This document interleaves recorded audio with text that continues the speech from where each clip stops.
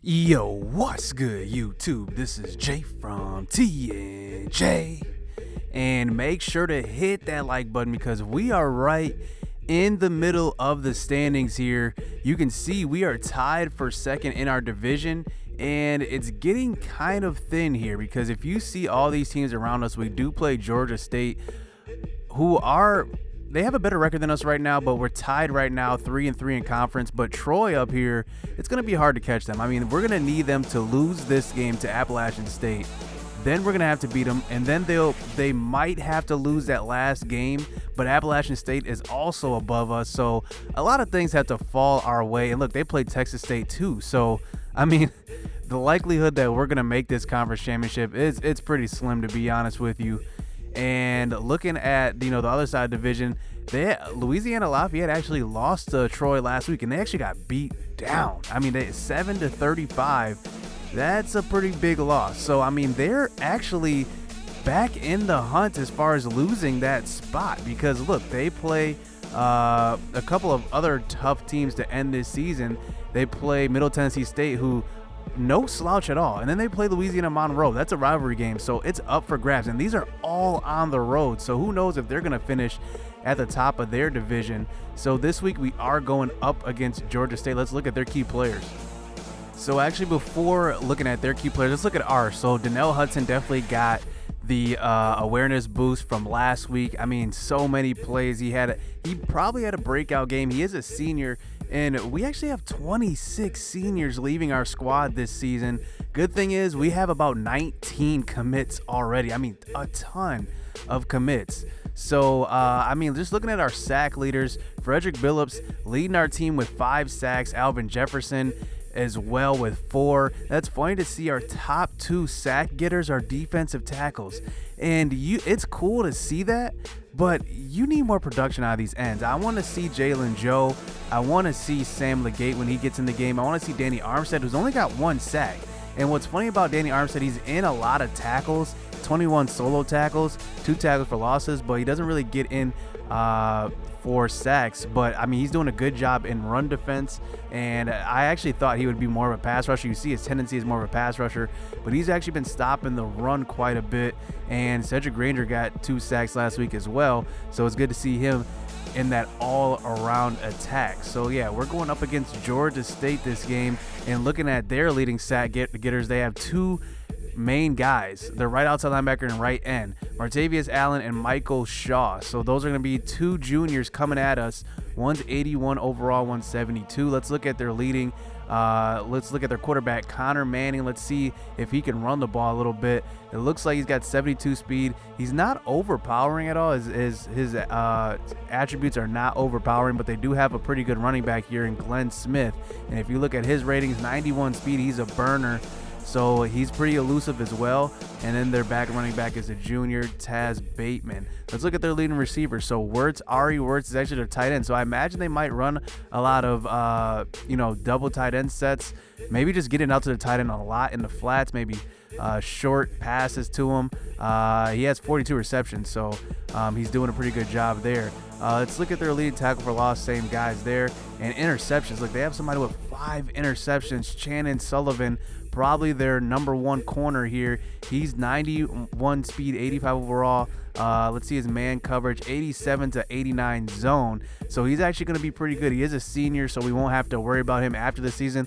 But it looks like they have a lot of seniors and juniors here leading the way. They do have a freshman here, but he's 66 overall. He only has 1 tackle, so I'm pretty sure that guy doesn't even get in. But looking at the rest of their guys, I mean, man, 76 tackles total for Shaw here. So this is going to be it's not going to be an easy game by any stretch. Like I said, they're tied with us with a conference record. So this is going to be a tough game. So let's get into this action. Let's get it. Let's go. So we are on the road for this pivotal game, and we got to stay in the conference. And one way to do that is by beating the guys above us. And we have 3 big games coming up versus these 3 teams above us. So here we go, underway in this game. Here is Hart receiving the kickoff and getting a nice 32-yard gain. So here is this Georgia State offense, and we know that they're kind of like a ground and pound type of team, Not going to throw too many passes, but right on cue, here is Ari Wartz getting the first down, and here is Manning from the shotgun, handing it off to Glenn Smith, and this time he's going to get stopped for a 2-yard gain. So facing an early 3rd and 5, here is Manning from the shotgun, throwing a screen pass, but look who's there, Brett McDonald. He gets in and he gets a tackle, and that is going to be a punt early on in this game. So our defense shows up on the first drive. So now back out on offense. First play, actually the second play, 2nd and 9, Sean DeQuan. They're playing a lot of man covers. They're going to be a no-nonsense defense as well. Play a lot of man, play pretty much all cover 2, cover 3 zones, and mostly man. So we're going to try to exploit that with our receivers because we have pretty good athletes. And here is Marcus Milam with a quarterback draw, putting on a move on the defender that time, and he draws and gets a nice 10-yard gain. So now on a 1st and 10, here is Garcia back in the game, finding Paco Ashes. So this first drive is going as planned as we are now inside the 10-yard line. And on a 1st and goal, here is Emilio Garcia rolling out to the right and throwing to an open Paco Ashton as he is 4 for 4 on this drive, 67 yards, and drives the whole field with the help of Marcus Milam on a good play. And we are on the board first on the road. So now here comes our defense back out, and we need to stop Manning because we know he can run a little bit, but that's not really his strong suit as he tries to throw a screen pass, this time to Penny Hart, but this time Orlando Norman is there for the stop. So on a 3rd and 12, here's Manning throwing across the middle, but not close to a first down marker. So 2 early punts forced for our defense as our offense comes back onto the field after an impressive first drive, giving the ball to Cameron Yates this time, getting stopped for the 2-yard gain. So a couple of plays later, here is a 3rd and 7, Emilio Garcia throwing over the middle, finding Amari Manuel for a first down. So nice, easy throws for Emilio Garcia, and he has yet to throw an incompletion. So here he is once again on a 2nd and 5, throwing across the middle, and here is Paco Ashton catching the ball there for 10 yards as he has 3 early receptions. So on a 1st and 14 after a penalty, here is Cameron Dixon, the freshman, getting in and stiff-arming his way to the 25-yard line into field goal range. So now on a 1st and 10, here's Felipe Cuzo getting in the game, diving for some extra yardage, and he's doing a good job of kind of complimenting Cameron Yates lately. It's been all Cameron Yates up to this point. Speaking of him, he puts on a move on the next play and gets in for the touchdown. You know that he is a monster in the receiving game as Emilio Garcia goes 9 for 9 to start this game. 2 touchdown passes as Cameron Yates makes it across the goal line and makes it a 14-0 lead here in the first quarter. You don't see this very often from this Coastal team. But now here is Manning back out on the field under center. And like I said, they like to go under center a lot. Wirtz on the play action is wide open, streaking down the sideline as they move into field goal range. So on the next play, here is Glenn Smith getting the handoff, and he gets in for the touchdown. You saw our run defense was pretty much all pancaked on that one, and Glenn Smith runs in for the touchdown. So now here comes Coastal back on our offense, trying to get the ball back to Yates. If we get him involved in the passing game, we know we're going to have a good day on the offensive side of the ball as we get it to him one more time on the counter. So he's touching the ball all over the place. So here on a 2nd and 6, here is Emilio Garcia rolling out to the right, throwing across the middle to Amari Manuel, but that one is going to be knocked out of his hands. Nice play by the defender. So now we have to face a 3rd and 6, and here is Garcia feeling the pressure and throws it to pretty much nobody, as that's good defense by Georgia State, and they do get the punt. So now back out on defense is Coastal as Glenn Smith tries to get the handoff to the outside, but nice stop that time by a gang of defenders. Ryan Marshall on the tackle. So now on a 3rd and 8, throwing across to the left, and he was feeling the pressure. He got happy feet, made an inaccurate throw. Preston Mays on the coverage that time, and we force a punt right back. So now we take back over getting close to about 4 minutes left in this second quarter as Garcia gives the ball to Cameron Yates on a 1st and 10 pass to 50, and it takes a gang of Georgia State players to take him down. So now on a 2nd and 6, trying to run the screen pass, but that pressure, it gets in there way too fast as Marcus Milam gets in and takes the sack. So now on a 3rd and 13, rolling out right, here's Emilio Garcia just trying to get back into field goal range. Nobody's open, so we take a big loss on that one. Not a big loss, but almost getting the first down. So we go for it on the 4th and 10, and Amari Manuel gets the conversion on a 23-yard reception. So now 2 minutes left here in the second quarter. Here is Emilio Garcia rolling out to the right one more time, and look who's open. Mason Wynn with the second effort to get open. Take another look. The defenders lose track of him on that one. He gets behind the defense, and that's another touchdown throw. 3 in the first half for Emilio Garcia as we take the 21-7 lead, almost going into halftime. So here's Manning coming back out, and here is Cedric Granger getting in for the blitz on that one and comes up with a sack. So now 2nd and 17. Here's Manning from the shotgun throwing across the middle, and this time he's finding Tamir Jones for a 9-yard reception. So now on a 3rd and 8, 50 seconds left in this half. Here's Manning rolling out one more time, breaking a tackle.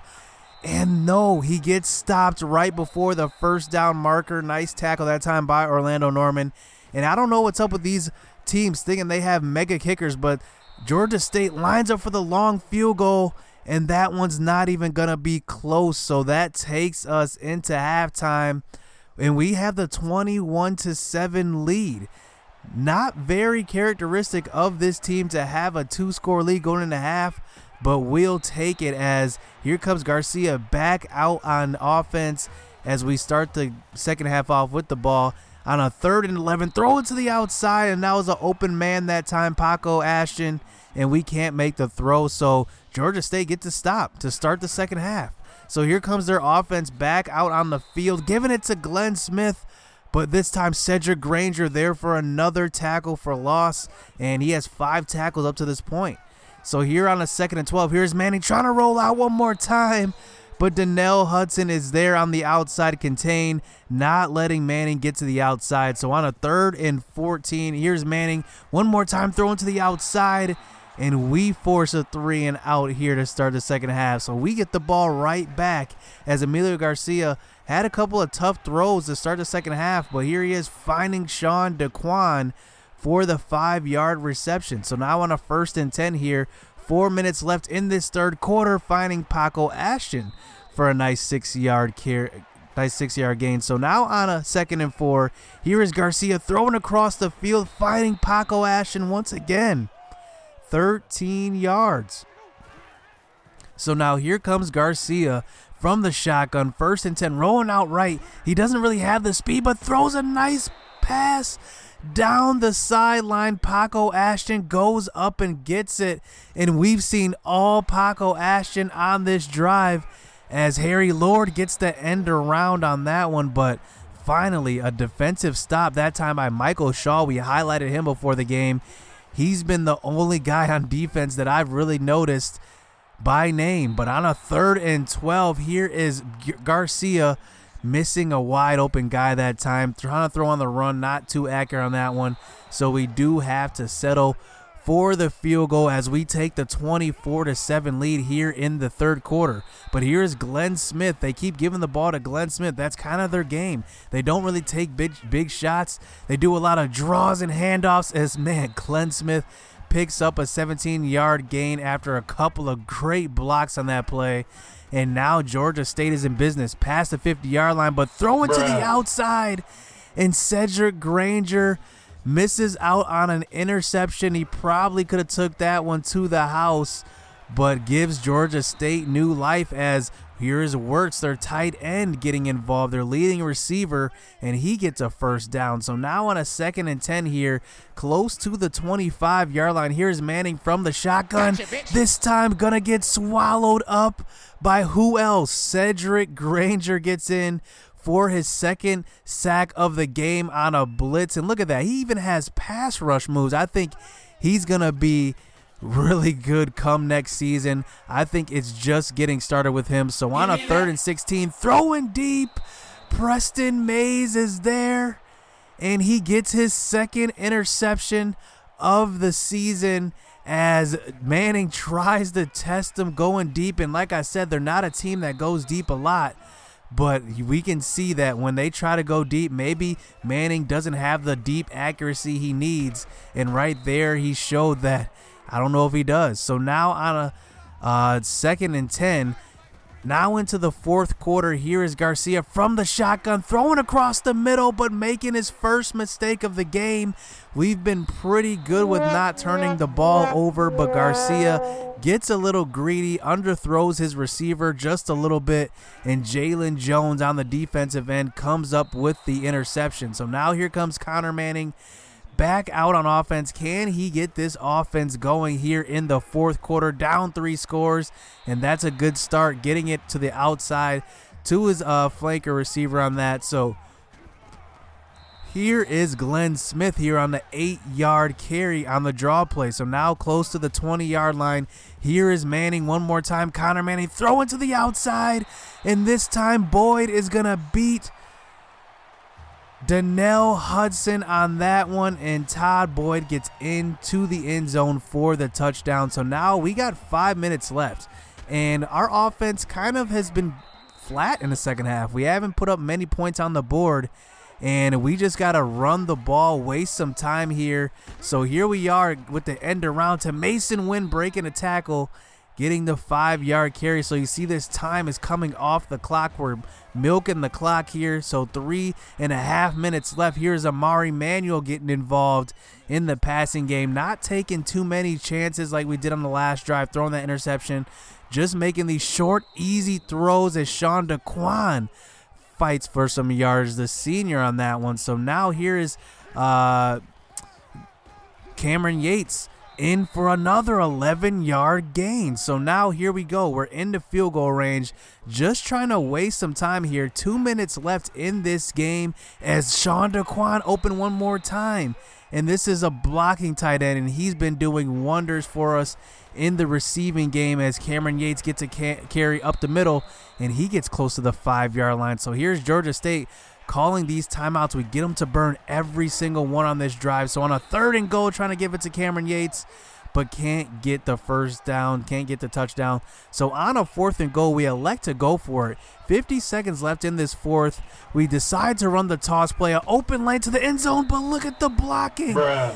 Straight up whiffs. Look at this. I mean, we had a pulling guard. All they had to do was just hit that block on the linebacker and somehow lets the defender get in. So now Georgia State, they have no timeouts, but they have the length of the field to drive. So on the 1st down, they throw to the outside that time, drop pass by the receiver. So now on a 2nd and 10 here, 40 seconds left in this game. Here's Connor Manning having all day to throw, no pressure getting to him, throws to the outside, and look who's there, Preston Mays. And that is going to be it as Preston Mays puts a bow on this one. 2 interceptions for him as we take care of business on the road as Georgia State falls at home. And this was a good game. I mean, I can't lie. I was impressed by our defense. Our offense did a pretty good job all around as Garcia, 3 early touchdown passes through the air. Amari Manuel, Paco Ashton, and Sean DeQuan each had 70 yards receiving as Cedric Granger, 2 sacks in this game. Big game from him. But also, I mean, finally Preston Mays showing that he's got some coverage skills. 2 interceptions for him. And if it wasn't for the 2 interceptions by him, I would give the player of the game to Cedric Granger. But in my opinion, I think it might be Preston Mays because those 2 picks came at 2 big crucial times. One when they were trying to come back and one right when they were trying to score. And I think this was a good game by him. He didn't have any tackles, but I like what I'm seeing from this defense. Definitely getting better each week as you see. I mean, it's pretty much a team effort. Nobody's really jumping off the screen.